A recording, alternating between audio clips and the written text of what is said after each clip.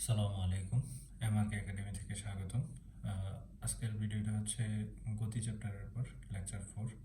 তো চলো শুরু করা যাক।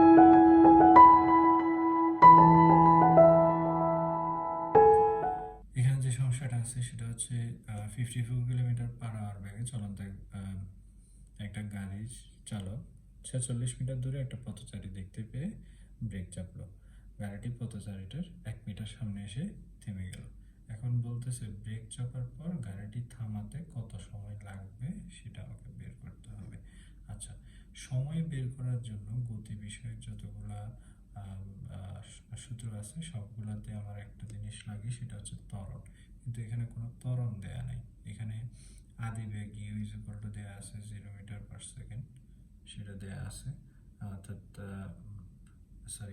আদিবেগ, শেষ বেগ হচ্ছে গাড়িটা থেমে যাবে, শেষ বেগ সেটা হচ্ছে 0 মিটার পার সেকেন্ড।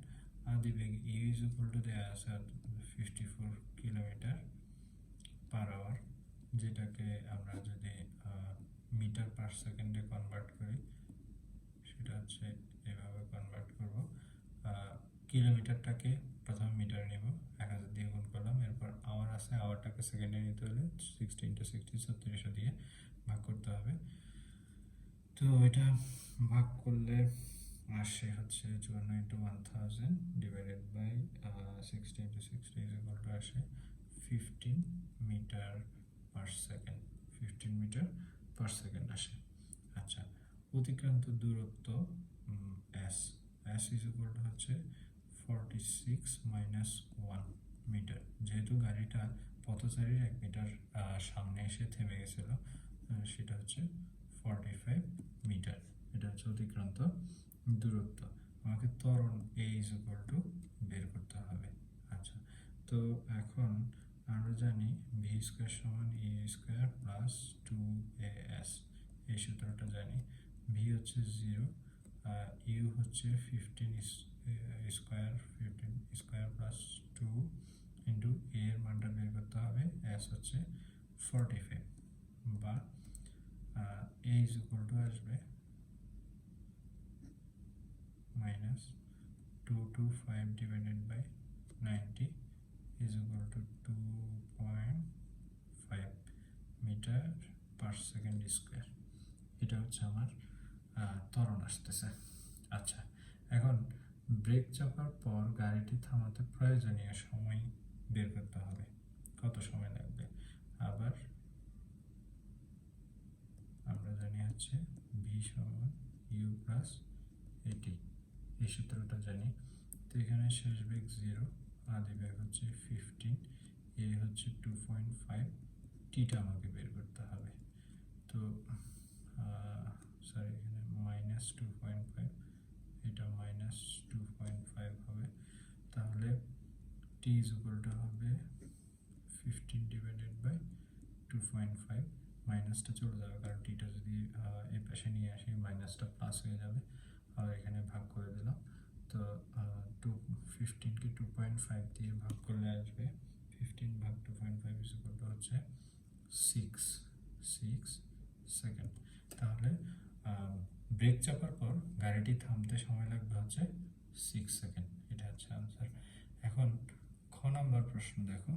খ নম্বর প্রশ্ন বলতেছে গাড়িটা থামাতে যদি আরও 0.5 সেকেন্ড সময় বেশি লাগতো তাহলে কি ঘটতো, গাণিতিক যুক্তি সহ লেখো। আচ্ছা, এখন 0.5 সেকেন্ড সময় বেশি লাগলে টি প্রাইম ইজ ইকুয়াল টু হবে, আগে যেহেতু টি ইউজ করছে এখানে টি প্রাইম দিই, টি প্রাইম ইজ ইকুয়াল টু হবে 6 plus 0.5 second is equal two 6.5 second. এই সময়টা লাগবে হচ্ছে যদি 0.5 সেকেন্ড বেশি সময় লাগে। আর বাকি যে জিনিসগুলো আছে সেগুলো সেম। শেষ বেগ হচ্ছে 0 মিটার পার সেকেন্ড, আদি বেগ ইউ হচ্ছে 15 মিটার পার সেকেন্ড। এখানে কনভার্সনটা আমি আর দেখাইলাম না, এটা এখানে আগের অঙ্কটাতে দেয়া আছে। সময় টি প্রাইম ইজ ইকুয়াল টু হচ্ছে 6.5 সেকেন্ড। আর আমাকে বের করতে হবে ত্বরণটা কত, ত্বরণটা ত্বরণ বের করার জন্য আমরা V is equal to U plus A T prime এই সূত্রটা ইউজ করব। ভি হচ্ছে 0, ইউ হচ্ছে 15, এটা হচ্ছে জানি না, টি প্রাইমটা হচ্ছে 6.5 বা এ is equal to minus 15 divided by 6.5 আসবে, ইজ ইকুয়াল টু আসবে হচ্ছে minus 2.3। 15 divided by 6.5 is equal to 2.3 metre per second square, এটা আসবে এ এর মান, ত্বরণ এ এর মান। এখন আমাকে বের করতে বলছে গাড়িটা এত সেকেন্ড সময় যদি বেশি লাগতো তাহলে কি ঘটতো। আচ্ছা, অর্থাৎ গাড়িটা কত দূরত্ব অতিক্রম করতো সেটা আমি বের করে দেখি, তাহলে বুঝতে পারবো যে গাড়িটা আসলে পথচারীকে আগে থেমে যেত নাকি পথচারীর গায়ে ধাক্কা দিত। U T prime plus half A T prime square, তাহলে S prime is equal to U T prime plus half A T prime square, এটা জানি। তো নতুন এস প্রাইমটা বের করতে হবে, তাহলে আদি বেগ ইউ হচ্ছে 15 মিটার পার সেকেন্ড, টি প্রাইমটা হচ্ছে 6.5 প্লাস হাফ, এ এর মান পাইছি আমি মাইনাস 2.3, টি এর মান হচ্ছে 6.5 square is equal two 15 into 6.5 করলে আমরা পাবো হচ্ছে 97.5 plus half into minus 2.3 6.5 square, এটা করলে পাচ্ছি এখানে মাইনাস হবে 48.5875, 48.5875। তো বিয়োগ করলে আমরা পাচ্ছি S prime is equal to 48.91 metre, S prime is equal to 48.91 metre. তাহলে দেখা যাচ্ছে গাড়িটা ব্রেক চাপার পর অর্থাৎ যদি সময় আরও একটু বেশি লাগতো, অর্থাৎ 0.5 সেকেন্ড সময় বেশি লাগতো, তাহলে গাড়িটা ব্রেক চাপার পর 48.91 মিটার দূরত্ব অতিক্রম করতো। যেহেতু দেখো পথচারী ছিল 46 মিটার দূরে, হ্যাঁ, তাহলে বোঝা যাচ্ছে কি গাড়িটা পথচারীকে ধাক্কা দিত, গাড়িটা পথচারীকে ধাক্কা দেবে। সুতরাং গাড়িটি পথচারীকে